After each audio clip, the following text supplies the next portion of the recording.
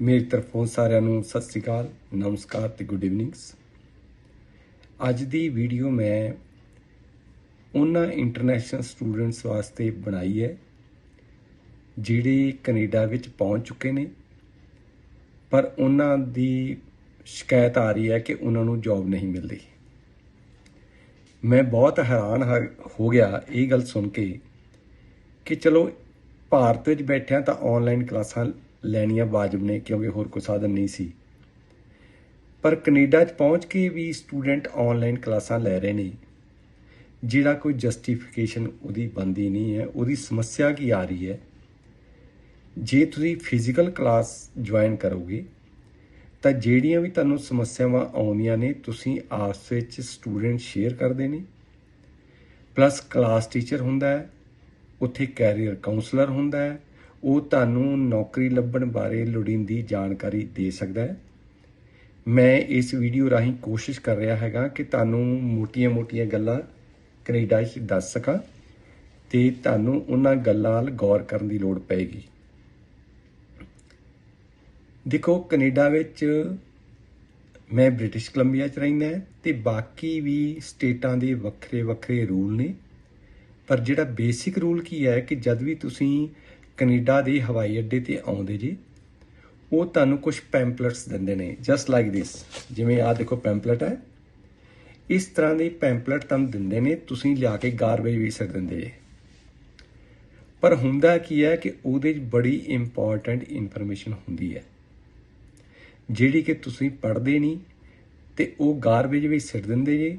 ਔਰ ਇੱਥੇ ਹਰ ਇਨਸਾਨ ਨੂੰ ਇੰਨੀ ਜਾਣਕਾਰੀ ਨਹੀਂ ਹੁੰਦੀ। ਦੇਖੋ ਕੀ ਹੁੰਦਾ ਹੈ ਕਿ ਬਹੁਤੇ ਇੰਟੈਲੀਜੈਂਟ ਲੋਕ ਤਾਂ ਇੱਥੇ ਆਉਂਦੇ ਨਹੀਂ, ਉਹ ਇੰਡੀਆ ਦੇ ਵਿੱਚ ਹੀ ਕੋਈ ਨਾ ਕੋਈ ਜਾਂ ਅਮਰੀਕਾ 'ਚ ਕਿਤੇ ਨਾ ਕਿਤੇ ਜੌਬ ਕਰ ਰਹੇ ਨੇ। ਅਤੇ ਇਸ ਕਰਕੇ ਜਿਹੜੀ ਕੈਨੇਡਾ ਦੀ ਸਰਕਾਰ ਹੈ ਇਹਨੇ ਤੁਹਾਡੀ ਮਦਦ ਕਰਨ ਵਾਸਤੇ ਬਹੁਤ ਕੁਝ ਖੋਲ੍ਹਿਆ ਅਤੇ ਉਹ ਫ੍ਰੀ ਹੈ, ਉਹਦੇ ਲਈ ਕੋਈ ਪੈਸਾ ਤੁਹਾਡਾ ਨਹੀਂ ਲੱਗਦਾ ਅਤੇ ਮੈਂ ਤੁਹਾਨੂੰ ਉਹਦੀ ਜਾਣਕਾਰੀ ਦੇਵਾਂਗਾ। ਨੰਬਰ 1, ਦੇਖੋ ਭਾਰਤ ਦੇ ਵਿਚਕਾਰ ਆਪਾਂ ਬਾਇਓਡਾਟਾ ਕਹਿੰਦੇ ਹਾਂ, ਕੈਨੇਡਾ 'ਚ ਆਪਾਂ ਨੂੰ ਰਿਜ਼ਿਊਮ ਕਹਿੰਦੇ ਹਾਂ। ਦੇਖੋ ਕੈਨੇਡਾ ਦੇ ਵਿਚਕਾਰ ਤੁਸੀਂ ਰਿਜ਼ਿਊਮ 'ਤੇ ਆਪ ਦਾ ਹੋਮ ਐਡਰੈਸ ਨਹੀਂ ਦੇਣਾ ਹੁੰਦਾ, ਨਾ ਇਹ ਲਿਖਣਾ ਹੁੰਦਾ ਡੇਟ ਆਫ ਬਰਥ ਕੀ ਹੈ, ਨਾ ਇਹ ਲਿਖਣਾ ਹੁੰਦਾ ਕਿ ਤੁਸੀਂ ਮੇਲ ਜੇ ਜਾਂ ਫੀਮੇਲ ਹੁੰਦੇ ਜੇ। ਇਕੁਐਲਿਟੀ ਬਿਫੋਰ ਦਾ ਲਾ ਹੈ। ਸੋ ਤੁਸੀਂ ਰਿਜ਼ਿਊਮ ਜਿਹੜਾ ਹੈ ਉਹਨੂੰ ਕੈਨੇਡੀਅਨ ਸਟਾਈਲ ਦੇ ਵਿੱਚ ਬਣਾਓ। ਅਤੇ ਇਹ ਵੀ ਫਰਦਰ ਮੈਂ ਤੁਹਾਨੂੰ ਦੱਸਣਾ ਚਾਹੂੰਗਾ ਕਿ ਜਦੋਂ ਤੁਸੀਂ ਕਿਤੇ ਵੀ ਜਗ੍ਹਾ ਅਖਬਾਰ 'ਚ ਜਾਂ ਵੈਬਸਾਈਟ ਤੋਂ ਪੜ੍ਹਦੇ ਜੇ ਵੀ ਇਹ ਜਿਹੜੀ ਜੌਬ ਹੈ ਉਹਦੀਆਂ ਰਿਕੁਆਇਰਮੈਂਟਸ ਕੀ ਨੇ, ਤੁਹਾਨੂੰ ਹਰ ਵਾਰ ਬਾਇਓਡਾਟਾ ਦੁਬਾਰਾ ਬਣਾਉਣਾ ਪਊਗਾ। 70% ਵਰਡਿੰਗ ਜਿਹੜੀ ਉਹ ਰਿਕੁਆਇਰਮੈਂਟ ਵਿੱਚ ਅਖਬਾਰ 'ਚ ਲਿਖੀ ਹੋਈ ਹੈ ਜਾਂ ਐਡਵਰਟਾਈਜ਼ਮੈਂਟ ਵਿੱਚ ਲਿਖੀ ਹੋਈ ਹੈ, ਜੇ ਤੁਸੀਂ ਆਪਦੇ ਰਿਜ਼ਿਊਮ ਦੇ ਵਿਚਕਾਰ ਇਨਕੋਰਪੋਰੇਟ ਕਰੋਗੇ ਤਾਂ ਹੀ ਤੁਹਾਡਾ ਸ਼ਾਰਟ ਲਿਸਟ ਕੰਪਿਊਟਰ ਕਰੇਗਾ, ਨਹੀਂ ਤੇ ਉਹ ਸ਼ਾਰਟ ਲਿਸਟਿੰਗ ਨਹੀਂ ਕਰੇਗਾ। ਸੋ ਤੁਸੀਂ ਜਦ ਏਅਰਪੋਰਟ 'ਤੇ ਪਹੁੰਚਦੇ ਜੇ ਤੁਹਾਨੂੰ ਕੁਛ ਪੈਂਪਲੇਟ ਦਿੱਤੇ ਜਾਂਦੇ ਨੇ, ਤੁਸੀਂ ਉਹ ਪੈਂਪਲੇਟ ਘਰੇ ਲਿਆ ਕੇ ਪੜ੍ਹੋ। ਇਨ ਕੇਸ ਤੁਸੀਂ ਉਹਨੂੰ ਡਿਸਟਰੋਏ ਕਰ ਚੁੱਕੇ ਜੇ ਜਾਂ ਤੁਸੀਂ ਪੜ੍ਹੇ ਨਹੀਂ ਜਾਂ ਗੁੰਮ ਹੋ ਗਏ ਤਾਂ ਤੁਸੀਂ ਆਪਦੇ ਨੇੜੇ ਦੀ ਲਾਇਬ੍ਰੇਰੀ ਵਿੱਚ ਜਾਓ। ਦੇਖੋ ਭਾਰਤ ਦੀ ਲਾਇਬ੍ਰੇਰੀ ਸਿਰਫ ਕਿਤਾਬਾਂ ਲਈ ਹੁੰਦੀ ਹੈ, ਕੈਨੇਡਾ ਦੇ ਜੋ ਲਾਇਬ੍ਰੇਰੀ ਹੁੰਦੀ ਹੈ ਉਹਦੇ 'ਚ ਕੈਰੀਅਰ ਕਾਉਂਸਲਰ ਹੁੰਦਾ ਹੈ, ਉੱਥੇ ਕੰਪਿਊਟਰ ਹੁੰਦੇ ਨੇ। ਤੁਸੀਂ ਉੱਥੇ ਬੈਠ ਕੇ ਉਹ ਕੈਰੀਅਰ ਕਾਉਂਸਲਰ ਤੁਹਾਨੂੰ ਗਾਈਡ ਕਰਦਾ ਹੈ ਕਿ ਨੌਕਰੀ ਇੱਥੇ ਕਿਵੇਂ ਲੱਭੀ ਜਾ ਸਕਦੀ ਹੈ। ਉੱਥੇ ਕੰਪਿਊਟਰ 'ਤੇ ਬੈਠ ਕੇ ਆਪਦਾ ਬਾਇਓਡਾਟਾ ਬਣਾਓ। ਉਹ ਕੰਪਿਊਟਰਾਂ ਨੂੰ ਯੂਜ਼, ਉੱਥੇ ਇੰਟਰਨੈਟ ਹਾਈ ਸਪੀਡ ਲੱਗੀ ਹੁੰਦੀ ਹੈ, ਤੁਸੀਂ ਉੱਥੋਂ ਆਪਦੀ ਆਨਲਾਈਨ ਜੌਬ ਅਪਲਾਈ ਕਰੋ। ਇਹ ਤੁਹਾਡਾ ਅਧਿਕਾਰ ਹੈ। ਤੁਸੀਂ ਉਹਨੂੰ ਦੱਸ ਸਕਦੇ ਜੀ ਕਿ ਮੈਂ ਨਵਾਂ ਕੈਨੇਡਾ 'ਚ ਆਇਆ ਅਤੇ ਮੈਂ ਇਹਨੂੰ ਨੌਕਰੀ ਲੱਭਣੀ ਹੈ। ਉਹ ਤੁਹਾਨੂੰ ਉਹ ਨੌਕਰੀ ਲੱਭਣੀ ਸਿਖਾਏਗਾ। ਜੇ ਤੁਹਾਨੂੰ ਕੰਪਿਊਟਰ 'ਤੇ ਇੰਟਰਨੈਟ ਨਹੀਂ ਆਉਂਦੀ ਤਾਂ ਉਹ ਤੁਹਾਨੂੰ ਕੰਪਿਊਟਰ 'ਤੇ ਇੰਟਰਨੈਟ ਸਿਖਾਉਣਗੇ। ਜੇ ਤੁਹਾਨੂੰ ਅੰਗਰੇਜ਼ੀ ਨਹੀਂ ਆਉਂਦੀ ਉਹ ਤੁਹਾਨੂੰ ਅੰਗਰੇਜ਼ੀ ਬੋਲਣਾ ਸਿਖਾਉਣਗੇ। ਇਹ ਲਾਇਬ੍ਰੇਰੀ ਦੇ ਵਿਚਕਾਰ ਇੱਕ ਸੈਕਸ਼ਨ ਹੁੰਦਾ ਹੈ ਜਿਹਦਾ ਇਹ ਕੰਮ ਹੁੰਦਾ ਹੈ। ਸੋ ਤੁਸੀਂ ਜਿਹੜੇ ਕਿਸੇ ਵੀ ਸ਼ਹਿਰ 'ਚ ਰਹਿ ਰਹੇ ਜੀ, ਕਿਸੇ ਕੈਨੇਡਾ ਦੀ ਕਿਸੇ ਵੀ ਪ੍ਰੋਵਿੰਸ ਵਿੱਚ ਰਹਿ ਰਹੇ ਜੀ, ਤੁਸੀਂ ਗੂਗਲ ਕਰੋ, ਜਿਹੜੀ ਨੇੜੇ ਤੇੜੇ ਤੁਹਾਡੀ ਲਾਇਬ੍ਰੇਰੀ ਹੈ ਉਹਦੇ 'ਚ ਜਾਓ ਤੇ ਉੱਥੋਂ ਤੁਹਾਡੀ ਕੈਰੀਅਰ ਕਾਉਂਸਲਰ ਤੁਹਾਡੀ ਹੈਲਪ ਕਰੇਗਾ। ਇਹ ਹੈਗੀ ਮੋਟੀ ਗੱਲ। ਹੁਣ ਮੈਂ ਬ੍ਰਿਟਿਸ਼ ਕੋਲੰਬੀਆ 'ਚ ਰਹਿੰਦਾ ਤੇ ਮੈਂ ਬ੍ਰਿਟਿਸ਼ ਕੋਲੰਬੀਆ ਬਾਰੇ ਜ਼ਿਆਦਾ ਜਾਣਕਾਰੀ ਰੱਖਦਾ ਤੇ ਮੈਂ ਤੁਹਾਨੂੰ ਉਹਦੇ ਬਾਰੇ ਜ਼ਿਆਦਾ ਜਾਣਕਾਰੀ ਦੇਵਾਂਗਾ। ਦੇਖੋ, ਇਹਦੇ 'ਚ ਇੱਕ ਵੈਬਸਾਈਟ ਹੈ workbc workbc.ca www.workbc.ca। ਇੱਕ ਤਾਂ ਇਹ ਵੈਬਸਾਈਟ ਹੈ। ਦੂਜਾ, ਜਿਹੜੇ ਸ਼ਹਿਰ ਤੁਸੀਂ ਰਹਿ ਰਹੇ ਜੇ ਉਹਦੇ ਅੱਗੇ ਕ੍ਰੈਗਲਿਸਟ ਟਾਈਪ ਕਰੋ ਜਾਂ ਸ਼ਹਿਰ ਦਾ ਨਾਂ ਲਿਖ ਕੇ kijiji ਟਾਈਪ ਕਰੋ, ਤਾਂ ਉਸ ਸ਼ਹਿਰ ਦੇ ਵਿੱਚ ਜਿਹੜੇ ਜੌਬਸ ਨਿਕਲਦੀਆਂ ਨੇ ਉਹ ਤੁਹਾਡੇ ਕੋਲੇ ਸਾਹਮਣੇ ਕੰਪਿਊਟਰ ਦੇ ਉੱਤੇ ਖੁੱਲ੍ਹ ਜਾਂਦੀਆਂ ਨੇ। ਤੁਸੀਂ ਆਪਦੀ ਲਾਈਕ ਦੇ ਮੁਤਾਬਕ ਜਿਵੇਂ ਤੁਹਾਨੂੰ ਪਸੰਦ ਹੈ ਤੁਸੀਂ ਉਸ ਜੌਬ ਨੂੰ ਆਨਲਾਈਨ ਬਾਇਓਡਾਟਾ ਜਾਂ ਰਿਜ਼ਿਊਮ ਭੇਜਣਾ ਹੁੰਦਾ ਹੈ ਤੇ ਉਹ ਤੁਹਾਡਾ ਆਨਲਾਈਨ ਹੀ ਇੰਟਰਵਿਊ ਲੈ ਲੈਂਦਾ ਟੈਲੀਫੋਨ ਦੇ ਉੱਤੇ, ਪ੍ਰੋਵਾਈਡਡ ਤੁਹਾਡੇ ਸੈੱਲ ਫੋਨ ਦੇ ਵਿਚਕਾਰ ਸਿਮ ਤੁਹਾਡੇ ਆਪ ਦੇ ਨਾਮ ਦਾ ਹੋਵੇ। ਉਹ ਇੱਕ ਵੈਰੀਫਿਕੇਸ਼ਨ ਹੁੰਦੀ ਹੈ, ਕਿਉਂਕਿ ਇੱਥੇ ਜਦ ਤੁਹਾਨੂੰ ਸਿਮ ਮਿਲਦਾ ਹੈਗਾ ਤਾਂ ਉਹ ਬਕਾਇਦਾ ਵੈਰੀਫਿਕੇਸ਼ਨ ਕਰਕੇ ਤਾਂ ਹੀ ਸੈੱਲ ਫੋਨ ਮਿਲਦਾ ਹੈ। ਸੈੱਲ ਫੋਨ ਦੀ ਜਦ ਸਿਮ ਪਾਓਗੇ ਤਾਂ ਜਿਹਨੂੰ ਵੀ ਤੁਸੀਂ ਫੋਨ ਕਰੋਗੇ ਜਾਂ ਜਿਹੜਾ ਤੁਹਾਨੂੰ ਫੋਨ ਕਰੇਗਾ ਤਾਂ ਉਹਦੇ ਕੋਲ ਤੁਹਾਡਾ ਨਾਂ ਆ ਜਾਏਗਾ ਕਿ ਤੁਸੀਂ ਉਹ ਜਿਹੜਾ ਇਨਸਾਨ ਹੈ ਉਹ ਤੁਹਾਡੇ ਨਾਲ ਗੱਲ ਕਰ ਰਿਹਾ ਹੈ। ਸੋ ਜੇ ਤੁਹਾਡੇ ਕੋਲ ਪੈਂਪਲੇਟ ਵੀ ਨਹੀਂ ਹੈ, BC employment and services Google ਕਰੋ ਔਰ ਉਹਦੇ ਤੁਹਾਡੇ ਕੋਲ ਲੋੜੀਂਦੀ ਜਾਣਕਾਰੀ ਆ ਜਾਏਗੀ। ਔਰ ਆਪਦੀ ਲਾਈਕਿੰਗ ਦੇ ਮੁਤਾਬਕ ਦੇਖੋ, ਫੁੱਲ ਟਾਈਮ ਜੌਬ ਉਹਨੂੰ ਕਹਿੰਦੇ ਨੇ ਜਿਹੜੀ 8 ਘੰਟੇ ਦੀ ਜੌਬ ਡੇਲੀ ਤੇ maximum 40 hours in A week ਹੁੰਦੀ ਹੈ। ਪਾਰਟ ਟਾਈਮ ਜੌਬ ਉਹ ਹੁੰਦੀ ਹੈ ਜਿਹੜੀ ਮਿਨੀਮਮ 4 ਘੰਟੇ ਦੀ ਹੁੰਦੀ ਹੈ ਤੇ ਉਹ 4-5 ਜਾਂ 20 ਘੰਟੇ ਜੌਬ ਹੁੰਦੀ ਹੈ ਤੇ ਸਟੂਡੈਂਟਸ ਮੋਸਟਲੀ ਉਹਦੇ ਵਾਸਤੇ ਐਲੀਜੀਬਲ ਹੁੰਦੇ ਨੇ। ਫਿਰ ਇੱਥੇ ਕੈਨੇਡਾ ਵਿੱਚ ਇੰਪਲੋਇਮੈਂਟ ਰਿਸੋਰਸ ਸੈਂਟਰ ਹੁੰਦੇ ਨੇ, ਇੰਪਲੋਇਮੈਂਟ ਰਿਸੋਰਸ ਸੈਂਟਰਸ।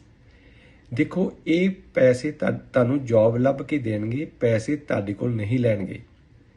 ਜਿਹੜਾ ਤੁਹਾਡਾ ਇੰਪਲੋਇਰ ਹੈ ਉਹ ਇਹਨਾਂ ਨੂੰ ਪੇਮੈਂਟ ਕਰਦਾ ਹੈ, ਸੋ ਤੁਹਾਨੂੰ ਇਸ ਗੱਲੋਂ ਵਰੀ ਕਰਨ ਦੀ ਲੋੜ ਨਹੀਂ ਹੋਣੀ ਚਾਹੀਦੀ। ਫਿਰ ਜਦ ਤੁਸੀਂ ਸ਼ਾਪਿੰਗ ਕੰਪਲੈਕਸ ਜਾਂਦੇ ਜੇ ਤਾਂ ਜਿੱਥੇ ਕਿਤੇ ਵੀ ਐਂਟਰੈਂਸ ਦੇ ਉੱਤੇ ਹੈਲਪ ਵਾਂਟਡ ਦਾ ਇੱਕ ਸਟਿੱਕਰ ਲਾਇਆ ਹੁੰਦਾ ਉਹਨਾਂ ਨੇ। ਹੈਲਪ ਵਾਂਟਡ ਦਾ ਮਤਲਬ ਕੀ ਹੁੰਦਾ ਹੈ ਕਿ ਉਹਨਾਂ ਨੂੰ ਉਹਦੇ 'ਚ ਇੰਪਲੋਈ ਚਾਹੀਦੇ ਨੇ। ਤੁਸੀਂ ਉਹਨਾਂ ਨਾਲ ਗੱਲ ਕਰੋ, ਆਪਦਾ ਬਾਇਓਡਾਟਾ ਉਹਨੂੰ ਉੱਥੇ ਦੇ ਦਿਓ ਤੇ ਉਹ ਤੁਹਾਡੇ ਫੋਨ ਦੇ ਉੱਤੇ ਜਾਂ ਤੁਹਾਡੀ ਈਮੇਲ ID ਦੇ ਉੱਤੇ ਤੁਹਾਡੇ ਨਾਲ ਸੰਪਰਕ ਕਰ ਸਕਦੇ ਨੇ ਤੇ ਤੁਹਾਨੂੰ ਬੁਲਾ ਸਕਦੇ ਨੇ। ਤੁਸੀਂ ਗੂਗਲ ਕਰੋ job fairs, nearby job fairs. ਦੇਖੋ, ਕੈਨੇਡਾ 'ਚ ਕੀ ਹੁੰਦਾ ਹੈ ਕਿ ਅੱਜ ਕੱਲ੍ਹ ਸਪੈਸ਼ਲੀ ਸਮਰ ਦੇ ਵਿਚਕਾਰ ਬਹੁਤ ਜਗ੍ਹਾ ਜੌਬ ਫੇਅਰ ਹੁੰਦੇ ਨੇ ਤੇ ਜੌਬ ਫੇਅਰ ਵਿੱਚ ਕੀ ਆ ਕਿ ਤੁਸੀਂ ਅਲੱਗ-ਅਲੱਗ ਤਰ੍ਹਾਂ ਦੇ ਆਪਦਾ ਰਿਜ਼ਿਊਮ ਬਣਾ ਕੇ ਲੈ ਕੇ ਜਾਓ ਤੇ ਉੱਥੇ ਜਾ ਕੇ ਬਾਈ ਹੈਂਡ ਜਾਓ ਤੇ ਤੁਹਾਨੂੰ ਉੱਥੇ ਹੀ ਜੌਬ ਮਿਲ ਜਾਂਦੀ ਹੈ। ਬਹੁਤੀ ਵਾਰ ਉੱਥੇ ਹੀ ਜੌਬ ਮਿਲ ਜਾਂਦੀ ਹੈ ਜੌਬ ਫੇਅਰ ਦੇ ਵਿਚਕਾਰ। ਦੂਜਾ ਕੀ ਹੈ ਕਿ ਜਦ ਤੁਸੀਂ ਕਲਾਸ ਵਿੱਚ ਜਾਂਦੇ ਜੀ ਫਿਜ਼ੀਕਲ ਕਲਾਸ ਦੇ ਵਿਚਕਾਰ ਤਾਂ ਦੂਜੇ ਸਟੂਡੈਂਟ ਜਿਹੜੇ ਤੁਹਾਡੇ ਤੋਂ ਸੀਨੀਅਰ ਹੁੰਦੇ ਨੇ ਉਹ ਕਿਤੇ ਨਾ ਕਿਤੇ ਜੌਬ ਕਰ ਰਹੇ ਹੁੰਦੇ ਨੇ ਤੇ ਜੇ ਉਹ ਤੁਹਾਡੀ ਗਵਾਹੀ ਦਿੰਦੇ ਨੇ ਕਿ ਇਹ ਬੰਦਾ ਠੀਕ ਹੈ, ਵੀ ਨਲਾਇਕ ਨਹੀਂ ਹੈ, ਵੀ ਸਹੀ ਟਾਈਮ ਤੇ ਜੌਬ ਤੇ ਜਾਊਗਾ ਤੇ ਕਦੀ ਮਿਸ ਨਹੀਂ ਕਰੂਗਾ, ਤਾਂ ਉਹ ਤੁਹਾਡੀ ਹੈਲਪ ਕਰ ਸਕਦੇ ਨੇ। ਇਸ ਤੋਂ ਇਲਾਵਾ ਮੈਂ ਤੁਹਾਨੂੰ ਦੱਸੂਗਾ ਕਿ ਕੈਨੇਡਾ ਦੇ ਵਿਚਕਾਰ ਹਰ ਪ੍ਰੋਫੈਸ਼ਨ ਦੇ ਵਾਸਤੇ ਇੱਕ ਟਿਕਟ ਹੁੰਦੀ ਹੈ ਜਿਹਨੂੰ ਭਾਰਤ ਵਿੱਚ ਅਸੀਂ ਲਾਇਸੈਂਸ ਕਹਿੰਦੇ ਹਾਂ। ਇਕੱਲਾ ਡਰਾਈਵਿੰਗ ਲਾਇਸੈਂਸ ਹੀ ਨਹੀਂ ਹੁੰਦਾ ਵੀ ਜੇ ਕੋਈ ਇਲੈਕਟ੍ਰੀਸ਼ੀਅਨ ਹੈ ਉਹਦੇ ਕੋਲ ਇਲੈਕਟ੍ਰੀਸ਼ੀਅਨ ਦਾ ਲਾਇਸੈਂਸ ਹੈ, ਜੇ ਕੋਈ ਪਲੰਬਰ ਹੈ ਉਹਦੇ ਕੋਲ ਪਲੰਬਰ ਦਾ ਲਾਇਸੈਂਸ ਹੈ, ਜੇ ਕੋਈ ਟੈਕਸੀ ਡਰਾਈਵਰ ਹੈ ਉਹਦੇ ਕੋਲ ਟੈਕਸੀ ਡਰਾਈਵਰ ਦਾ ਪਰਮਿਟ ਹੈ। ਇਹ ਇਸ ਕਰਕੇ ਹੁੰਦਾ ਹੈ ਕਿ ਸਰਕਾਰ ਕੋਲ ਟੋਟਲੀ ਡਾਟਾ ਹੁੰਦਾ ਹੈ ਕਿ ਮੇਰੇ ਦੇਸ਼ ਦੇ ਵਿਚਕਾਰ ਕਿਹੜੀ ਕੈਟਾਗਰੀ ਦੇ ਕਿੰਨੇ ਲੋਕ ਕੁਆਲੀਫਾਈਡ ਨੇ, ਕਿੰਨੇ ਆਪਦੀ ਜੌਬ ਤੇ ਨੇ ਤੇ ਕਿੰਨੇ ਅਨਇੰਪਲੋਇਡ ਨੇ। ਤੇ ਜਿਹੜਾ ਅਨਇੰਪਲੋਇਡ ਹੁੰਦਾ ਹੈ ਉਹਨੂੰ ਘਰੇ ਬੈਠਿਆਂ ਵੀ ਸਰਕਾਰ ਹੈਲਪ ਕਰਦੀ ਹੈ। ਸੋ ਮੇਰੇ ਕਹਿਣ ਤੋਂ ਕੀ ਭਾਵ ਹੈ ਕਿ ਕੈਨੇਡਾ 'ਚ ਜੌਬ ਲੱਭਣ 'ਚ 1 ਹਫ਼ਤੇ ਤੋਂ ਵੱਧ ਦਾ ਟਾਈਮ ਨਹੀਂ ਲੱਗਦਾ। ਜਿਹੜੀ ਜੌਬ ਲਈ ਤੁਸੀਂ ਆਪਦਾ ਬਾਇਓਡਾਟਾ ਭੇਜਿਆ ਵਿਦਿਨ 3 ਡੇਜ਼ ਉੱਤੇ ਫੈਸਲਾ ਹੋ ਜਾਂਦਾ ਹੈ। ਜੇ ਸਮਝ ਲਓ ਵੀ ਉਹਨੂੰ ਬਾਇਓਡਾਟਾ ਭੇਜਿਆ ਸੀ ਉੱਤੇ ਕੋਈ ਕਾਰਵਾਈ ਨਹੀਂ ਹੋਈ ਤਾਂ ਉਹ ਸਮਝ ਲਓ ਤੁਹਾਨੂੰ ਜੌਬ ਨਹੀਂ ਮਿਲੀ, ਹੋਰ ਕਿਸੇ ਨੂੰ ਮਿਲ ਗਈ ਹੈ, ਤੁਸੀਂ ਹੋਰ ਜਗ੍ਹਾ ਟਰਾਈ ਕਰ ਸਕਦੇ ਜੀ। ਔਰ ਉਹ ਜੌਬ ਅਖਬਾਰਾਂ ਵਿੱਚ ਬਹੁਤ ਘੱਟ ਨਿਕਲਦੀਆਂ ਨੇ। ਇਸ ਤੋਂ ਇਲਾਵਾ ਜੇ ਤੁਸੀਂ ਫਰਾਈਡੇ ਸੈਟਰਡੇ ਨੂੰ ਗੁਰਦੁਆਰਾ ਸਾਹਿਬ ਜਾਓਗੇ ਤਾਂ ਜਿੱਥੇ ਆਪਾਂ ਸ਼ੂ ਉਤਾਰਦੇ ਆ ਉੱਥੇ ਇੱਕ ਨੋਟਿਸ ਬੋਰਡ ਹੁੰਦਾ ਹੈ। ਉਹਦੇ ਤੇ ਤੁਹਾਨੂੰ ਇਹੋ ਜਿਹੀਆਂ ਐਡਵਰਟਾਈਜ਼ਮੈਂਟ ਮਿਲਣਗੀਆਂ ਕਿ ਕਿਸੇ ਨੂੰ ਵਰਕਰਾਂ ਦੀ ਲੋੜ ਹੈ, ਕਿਸ ਟਾਈਪ ਦੇ ਵਰਕਰਾਂ ਦੀ ਲੋੜ ਹੈ। ਤੁਸੀਂ ਉਹਨਾਂ ਨੇ ਫ਼ੋਨ ਨੰਬਰ ਦਿੱਤਾ ਹੋਊਗਾ, ਤੁਸੀਂ ਉਸ ਫੋਨ ਤੇ ਉਹਨਾਂ ਨਾਲ ਸੰਪਰਕ ਵੀ ਕਰ ਸਕਦੇ ਜੀ। ਤੇ ਡਰਨ ਦੀ ਲੋੜ ਨਹੀਂ ਹੁੰਦੀ। ਪਰ ਜ਼ਿਆਦਾ ਜਿਹੜੀ ਜੌਬਸ ਨੇ, ਜੌਬ ਲੱਭਣ ਤੋਂ ਪਹਿਲਾਂ ਤੁਹਾਨੂੰ ਦੇਖ ਲੈਣਾ ਚਾਹੀਦਾ ਹੈ ਕਿ ਤੁਹਾਡੇ ਕੋਲ ਆਪਦੀ ਡਰਾਈਵਿੰਗ ਸਹੂਲਤ ਹੈ ਜਾਂ ਨਹੀਂ ਹੈ। ਜੇ ਤਾਂ ਤੁਹਾਡੇ ਕੋਲ ਡਰਾਈਵਿੰਗ ਲਾਇਸੈਂਸ ਹੈ, ਆਪਦੀ ਵਹੀਕਲ ਹੈ, ਫਿਰ ਤਾਂ ਤੁਸੀਂ ਦੂਰ ਸ਼ਹਿਰ ਦੇ ਵਿੱਚ 10-15 ਮਿੰਟ ਦੀ ਡਰਾਈਵ ਕਰਕੇ ਵੀ ਜਾ ਸਕਦੇ ਜੀ। ਜੇ ਤੁਹਾਡੇ ਕੋਲ ਡਰਾਈਵਿੰਗ ਲਾਇਸੈਂਸ ਨਹੀਂ ਹੈ ਤਾਂ ਸ਼ਹਿਰ 'ਚ ਬਹੁਤ ਸਾਰੇ ਸ਼ਾਪਿੰਗ ਮਾਲ ਹੁੰਦੇ ਨੇ, ਲਾਇਬ੍ਰੇਰੀਜ਼ ਹੁੰਦੀਆਂ ਨੇ, ਫਿਰ ਤੁਹਾਡੇ ਸਰਕਾਰੀ ਦਫ਼ਤਰ ਹੁੰਦੇ ਨੇ, ਜਿਵੇਂ ਆਪਣੀ ਕਾਰਪੋਰੇਸ਼ਨ ਹੁੰਦੀ ਹੈ, ਇੱਥੇ ਸਿਟੀ ਹਾਲ ਕਹਿੰਦੇ ਨੇ। ਇਹਨਾਂ 'ਚ ਬਹੁਤ ਤਰ੍ਹਾਂ ਦੀ ਜੌਬ ਅਵੇਲੇਬਲ ਹੈ ਔਰ ਤੁਹਾਨੂੰ ਤੁਰੰਤ ਜੌਬ 'ਤੇ ਲੱਗਣਾ ਚਾਹੀਦਾ ਹੈ। ਜੇ ਤੁਸੀਂ ਜੌਬ 'ਤੇ ਜਾਓਗੇ, ਤੁਹਾਡਾ ਦੂਜਿਆਂ ਨਾਲ ਇੰਟਰੈਕਸ਼ਨ ਹੋਏਗਾ, ਤੁਸੀਂ ਗੱਲਬਾਤ ਕਰੋਗੇ, ਤੁਹਾਨੂੰ ਹੈਲਪ ਮਿਲੇਗੀ, ਸ਼ਹਿਰ ਬਾਰੇ ਜਾਣਕਾਰੀ ਮਿਲੇਗੀ। ਅਤੇ ਜੇ ਤੁਸੀਂ ਘਰੇ ਬੈਠੇ ਕਮਰੇ 'ਚ ਹੀ ਔਨਲਾਈਨ ਕਲਾਸਾਂ ਲਈ ਜਾਓਗੇ ਤਾਂ it is as good as ਕਿ you are sitting back at home in India. ਇਸ ਤੋਂ ਇਲਾਵਾ ਜੇ ਤੁਹਾਨੂੰ ਕੋਈ ਵੀ ਹੈਲਪ ਦੀ ਲੋੜ ਹੈ ਕੈਨੇਡਾ ਦੇ ਵਿਚਕਾਰ ਜਾਂ ਭਾਰਤ ਦੇ ਵਿਚਕਾਰ, ਤੁਸੀਂ ਸਾਡੇ ਨਾਲ ਸੰਪਰਕ ਕਰ ਸਕਦੇ ਜੀ। ਕੈਨੇਡਾ 'ਚ ਮੈਂ ਸ਼ਾਮ ਨੂੰ 6 to 9 ਫ੍ਰੀ ਹੁੰਦਾ ਹੈ। ਤੁਸੀਂ ਮੇਰੇ ਨਾਲ ਸੰਪਰਕ ਕਰ ਸਕਦੇ ਜੀ 6047655008 ਜਾਂ ਤੁਸੀਂ ਮੈਨੂੰ ਟੈਕਸਟ ਮੈਸੇਜ ਕਰੋ, I can call you back. Bharat ਵਿੱਚ ਗੱਲ ਕਰਨੀ ਹੈ ਤਾਂ ਸਾਡਾ ਪਟਿਆਲੇ ਸ਼ਹਿਰ 'ਚ ਦਫ਼ਤਰ ਹੈ, ਉੱਥੋਂ ਦਾ ਫ਼ੋਨ ਨੰਬਰ ਹੈ 9815101148 ਅਤੇ ਇਹ ਸਵੇਰੇ ਵਰਕਿੰਗ ਡੇ ਵਾਲੇ ਦਿਨ 10 ਵਜੇ ਤੋਂ ਲੈ ਕੇ ਸ਼ਾਮ ਦੇ 4 ਵਜੇ ਤੱਕ ਖੁੱਲ੍ਹਾ ਹੁੰਦਾ ਹੈ।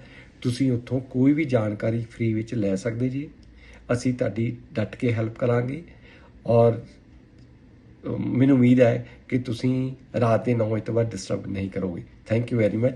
Stay connected with us.